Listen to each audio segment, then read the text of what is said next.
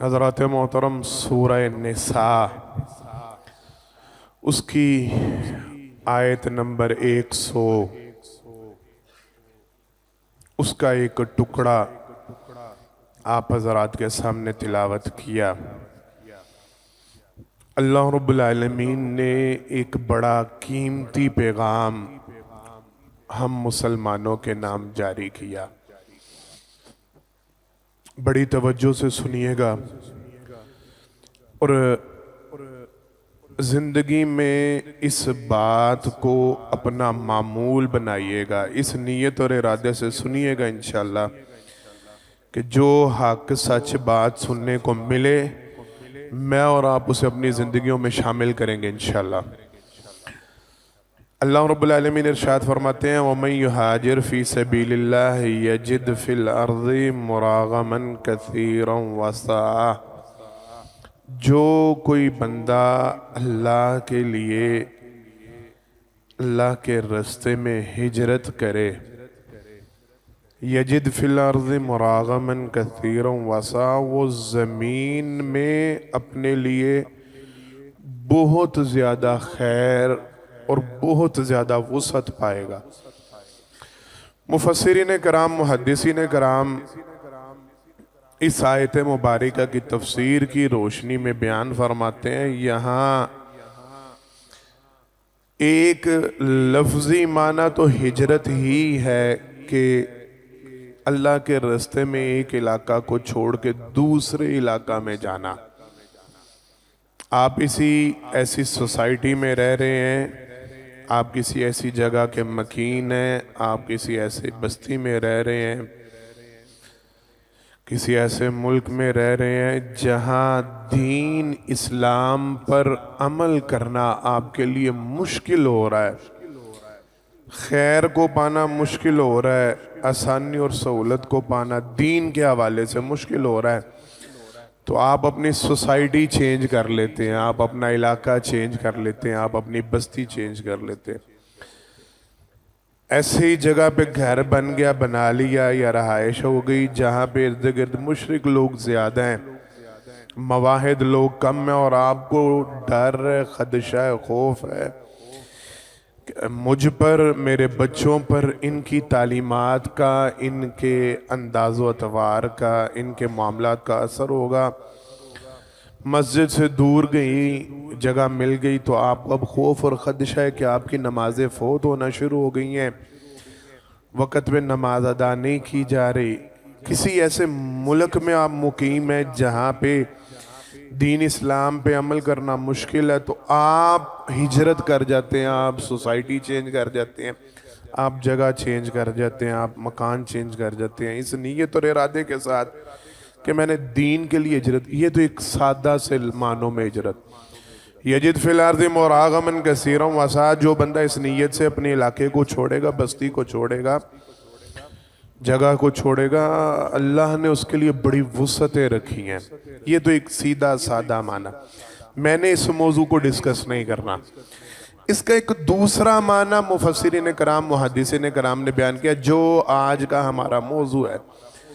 جو کوئی شخص اپنی عادتوں کو، اپنے اطوار کو، اپنے معاملات کو، اپنی روٹین کو، اپنی لائف کو، اپنی پسندیدہ چیزوں کو، اپنی من چاہی چیزوں کو اس لیے چھوڑے گا کہ میرا اللہ ان سے ناراض ہوتا ہے، میرے رب ان سے خوش نہیں ہوتے، جو حرکتیں مجھ میں پائی جا رہی ہیں، جو کام مجھ میں پائے جا رہے ہیں، جن عادات و اطوار کا میں شکار ہو رہا ہوں، اللہ کو یہ انداز پسند نہیں ہے، اللہ کو یہ زبان پسند نہیں ہے، اللہ کو یہ اخلاق پسند نہیں ہے، اللہ کو یہ طریقہ کار پسند نہیں ہے، اللہ کو یہ معاملہ پسند نہیں ہے، لہٰذا اس معاملے کا میں بائیکاٹ کرتا ہوں۔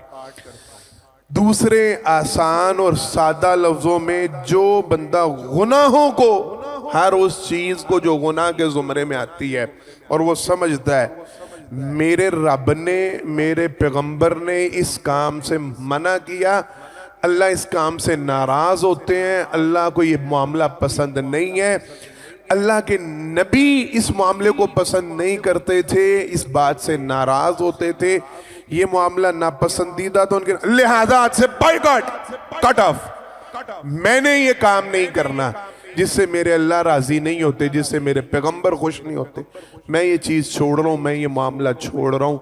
یجد فی الارض مراغما کثیرا وسعا، کوئی اللہ کے لیے کچھ چھوڑ کے دیکھے، اللہ نے زمین میں اس کے لیے بڑی وسعت اور بڑی خیر رکھی ہے۔ جو کوئی بھی کچھ بھی اللہ کے لیے چھوڑے گا، اللہ کے لیے چھوڑے گا، اللہ نے اس کے لیے بہت کچھ رکھا ہے۔ اللہ نے اس مالک کون ہے؟ بولیں، خالق کون ہے؟ کائنات کا کارساز کون ہے؟ کائنات کا رزاق کون ہے؟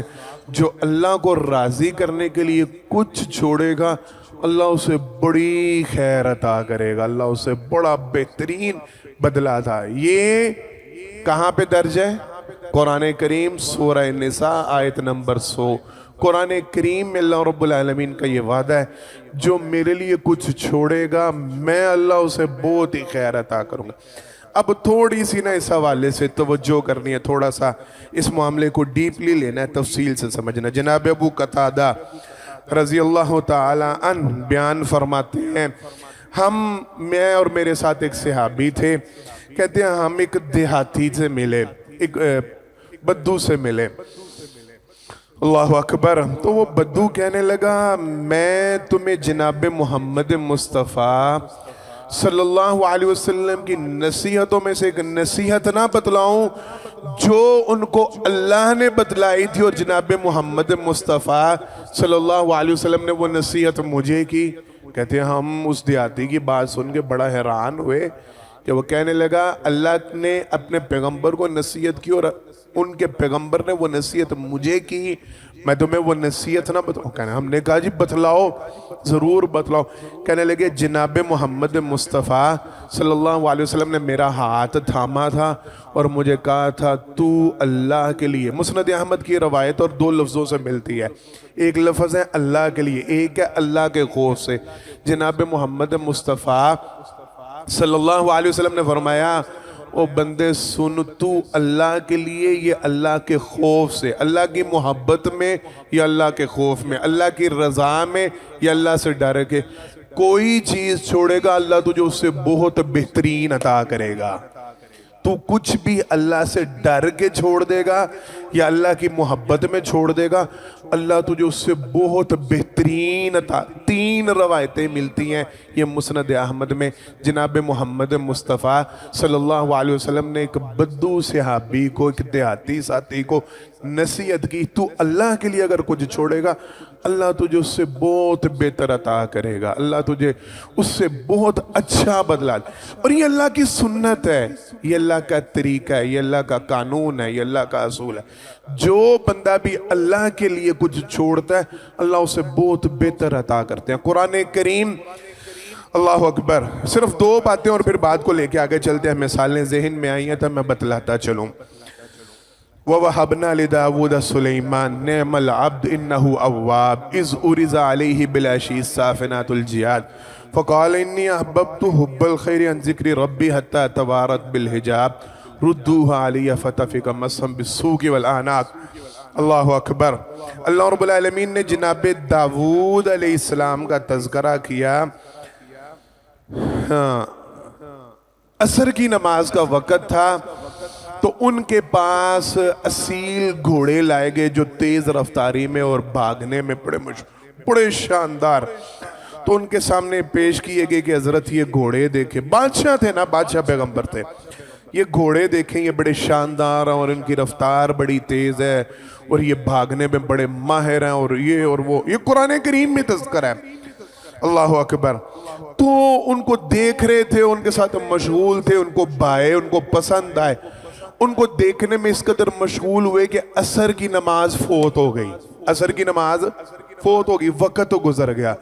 داؤد علیہ السلام پیغمبر ہیں اور اب نہ غم کی کیفیت آ رہی ہوئی کہ ہو ان گھوڑوں نے مجھے ایسا مشغول کیا کہ میں اپنے رب کو بھول گیا، اپنے رب کی عبادت سے مشغول ہو گیا، حکم دیا ان گھوڑوں کو ذبح کر دو، ان گھوڑوں کو ذبح کر. جس چیز نے مجھے میرے رب کی یاد سے مشغول کیا وہ چیز باقی نہیں رہنی چاہیے, ان کو ذبح کر دو. حکم ہوا اور وہ سارے گھوڑے. اللہ رب العالمین فرماتے ہیں داؤد نے ہمارے لیے گھوڑوں کو ذبح کیا, ہم نے کیا کیا, ہم نے ہوا کو ان کو لیے مسخر کر دیا. ہم نے ہوا کو, وہ ہوا ان کے لیے مسخر کر دی گئی. پہلے گھوڑوں پہ سواری کرتے تھے, اب ہوا پہ سواری کرتے تھے. جہاں جی چاہتا ہوا ان کو اٹھائے پھرتی, لیے پھرتی. یہ انعام ملا اللہ رب العالمین کی طرف سے. گھوڑوں کو قربان کر, کچھ کم قربان کیا, اللہ نے بہت زیادہ تھا. فلما اعتزلهم وما يعبدون من دون الله ووهبنا له اسحاق ويعقوب وكلا جعلنا نبيا. جناب ابراہیم علیہ السلام کا تذکرہ ملتا ہے. ابا جی آزر تھے, بت فروش اور بت بنانے والے تھے, بیچنے والے تھے. ناراضی ہوئی, کہا ابا جی مجھے نہیں یہ معاملہ آپ کا سمجھ آتا. قرآن کریم 16 سپارہ میں سورہ مریم میں وَذْكُرْ فِي الْكِتَابِ إِبْرَاهِيمَ إِنَّهُ كَانَ صِدِّيقًا نَبِيًّا إِذْ قَالَ لِأَبِيهِ يَا أَبَتِ لِمَ تَعْبُدُ مَا لَا يَسْمَعُ وَلَا يُبْصِرُ وَلَا يُغْنِي عَنْكَ شَيْئًا يَا أَبَتِ إِنِّي قَدْ جَاءَنِي مِنَ الْعِلْمِ مَا لَمْ يَأْتِكَ فَاتَّبِعْنِي أَهْدِكَ صِرَاطًا سَوِيًّا. یہ سارا تذکرہ پورا ایک رکوع ہے. ابا جی سے جنگ ہوئی, ابا جی سے بحث ہوئی, ابا جی سے مباحثہ ہوا. مجھے نہیں سمجھ آتا, آپ اپنے ہاتھ سے بت بناتے ہیں اور ان کو فروخت کرتے ہیں اور ان کی پوجا کرتے ہیں, میں ان چیزوں کا قائل نہیں. ابا جی کو غصہ ہے, انہوں نے کہا اچھا اگر ایسا معاملہ ہے تو وَحْجُرْنِي مَلِيًّا, میں تمہیں پتھر مار مار کے سنسار کر دوں گا, میرا گھر چھوڑ کے نکلو. اچھا نکلے. قرآن کریم اللہ رب العالمین ارشاد فرماتے ہیں فَلَمَّا اعْتَزَلَهُمْ وَمَا يَعْبُدُونَ مِن دُونِ اللَّهِ وَهَبْنَا لَهُ إِسْحَاقَ وَيَعْقُوبَ وَكُلًّا جَعَلْنَا نَبِيًّا.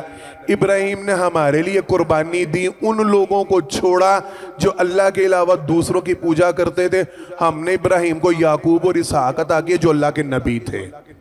باپ بت فروش اور بتوں کی پوجا کرنے والا, اس کو اللہ کی رضا کے لیے چھوڑا. اللہ نے نبی بیٹے عطا کیے, بیٹے عطا کیے, اللہ نے ان کو نبی بنا دیا. یعنی چھوڑا کم, ملا, بولیں سارے, ملا زیادہ. پیغمبر بیٹے ملے, باپ بت فروش کو چھوڑنے کی وجہ سے, بتوں کی پوجا کرنے والے کو چھوڑنے کی وجہ سے اللہ نے نبی بیٹے عطا کیے, اور نسلوں میں اللہ نے نبوت کو چلا دیا.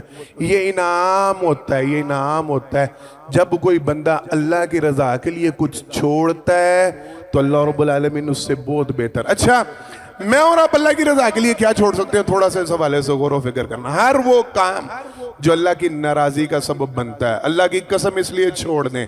معذرت کے ساتھ میری باتوں کا برا نہ مانیے گا, میں آپ کو سمجھانے کے لیے آتا ہوں, اور سمجھانا ہی مقصود ہوتا ہے, خیر اور اصلاح مقصود ہوتی ہے.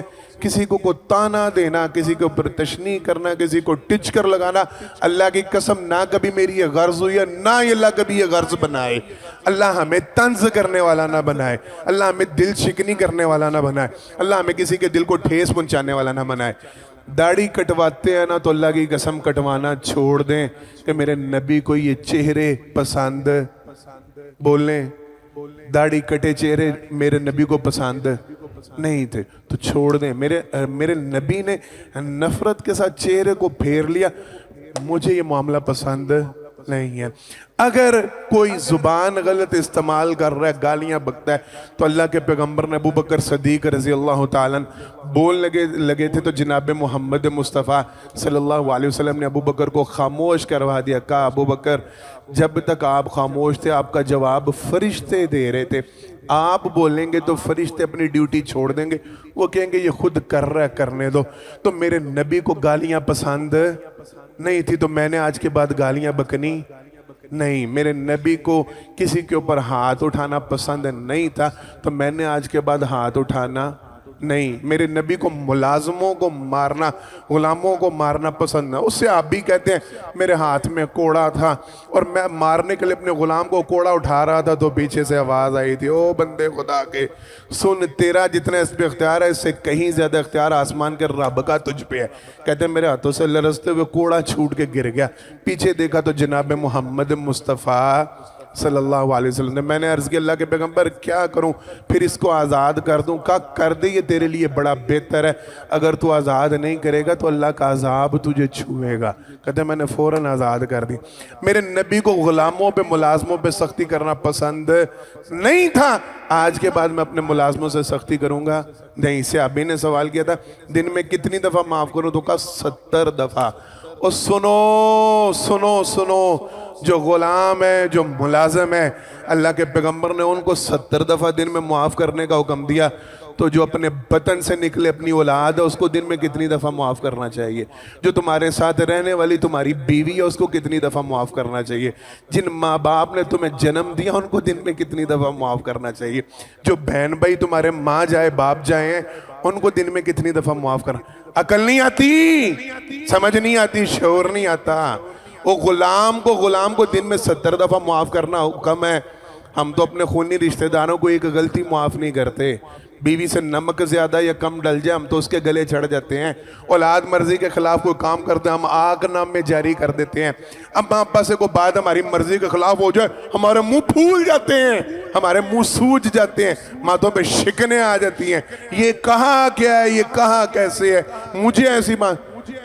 تمہارے پیغمبر نے تو غلام کے حوالے سے حکم دیا وہ دن میں 70 غلطیاں کرے تو اس کو معاف کر دو۔ ہمارے ہاں معافی کا ختم کرو ان چیزوں کا بائیکاٹ کرو جن سے تمہارا رب ناراض ہوتا ہے، جن سے تمہارے پیغمبر ناراض۔ چھوڑ دو ان ساری چیزوں کو، اللہ کی قسم ترک کر دو، اور اس نیت سے ترک کر دو۔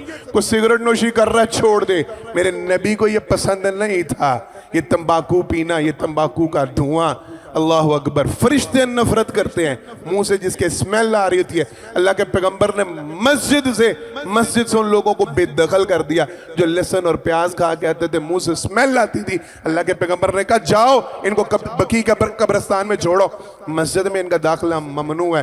تم سگریٹ نوشی کر کے مسجد میں آ جاتے ہو، تمہارے چہرے سے آنے والی، تمہارے منہ سے آنے والی بدبو سے نمازی بھی پریشان ہوتے ہیں، فرشتے نہیں پریشان ہوتے ہوں گے؟ اللہ کے پیغمبر کے سامنے یہ کتنا تم سے ناراض ہوتے ہیں۔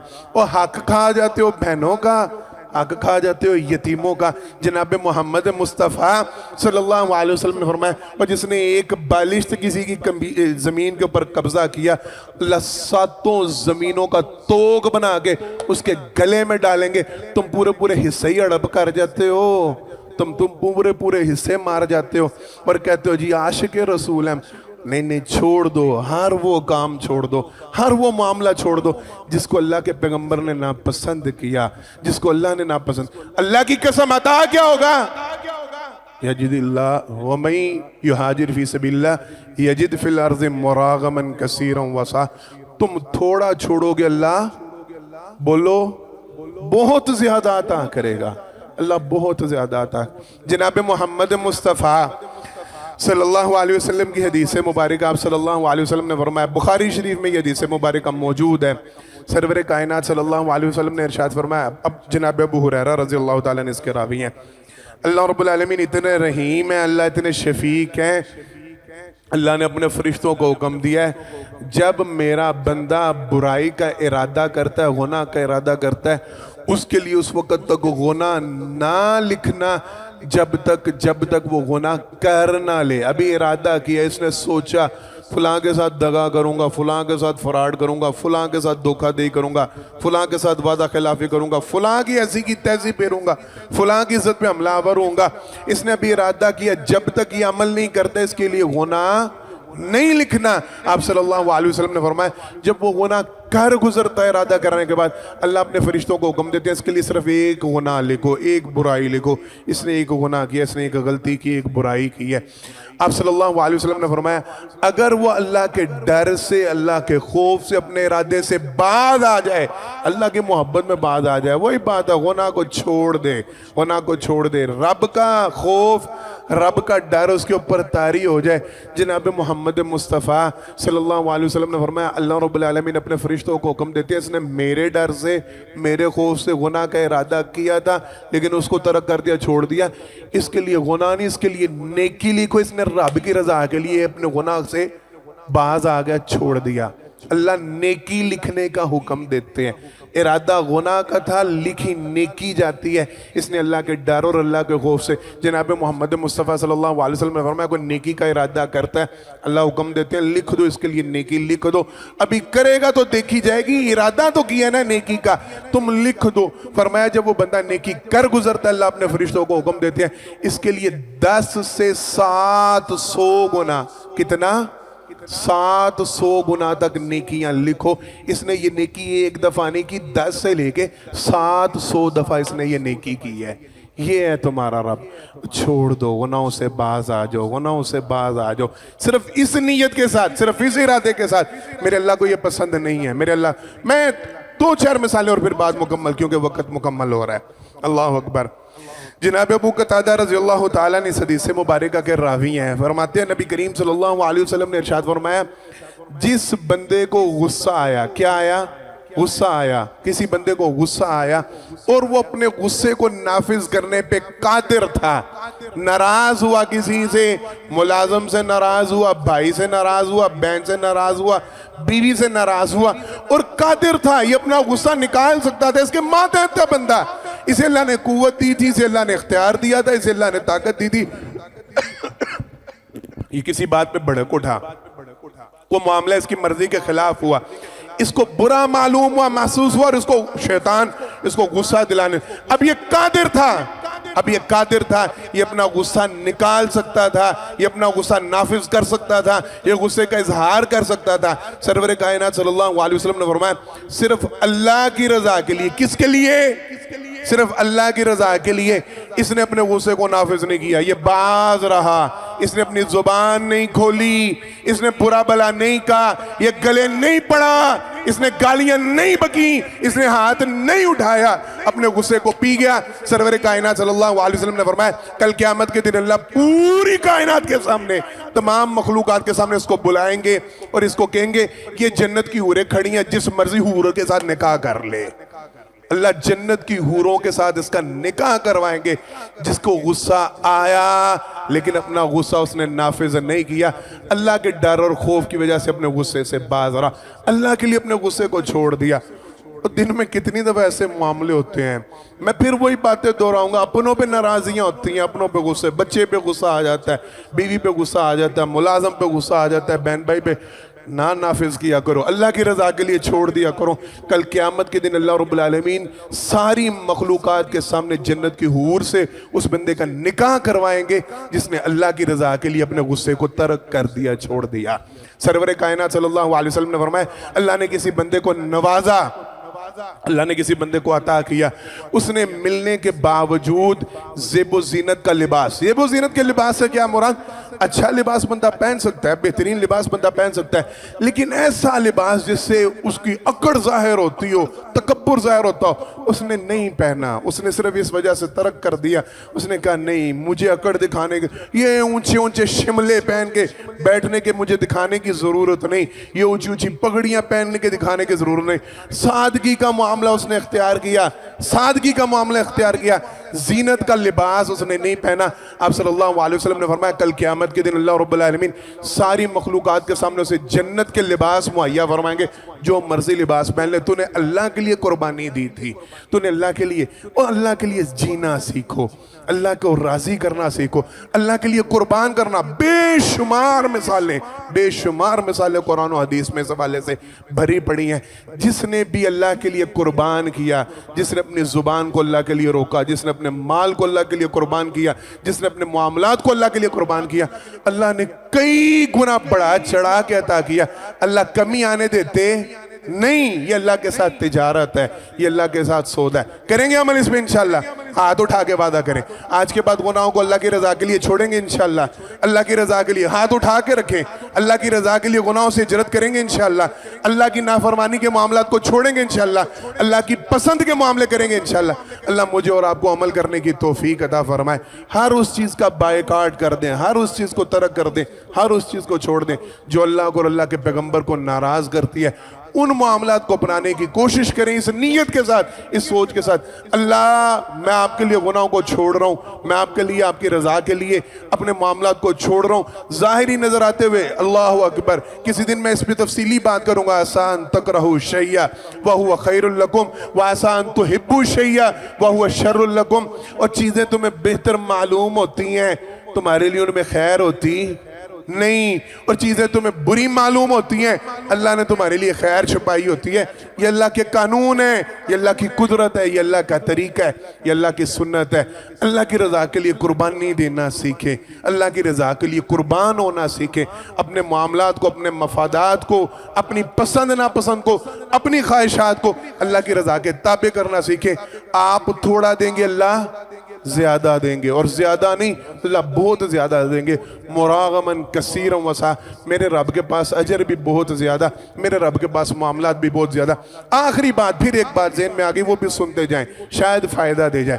سرور کائنات صلی اللہ علیہ وسلم نے فرمایا، اللہ رب العالمین فرماتے ہیں، جو بندہ جس سے میں دنیا کی کوئی چیز لے لوں اور وہ اس پہ صبر کرے میری رضا کے لیے، کس کے لیے؟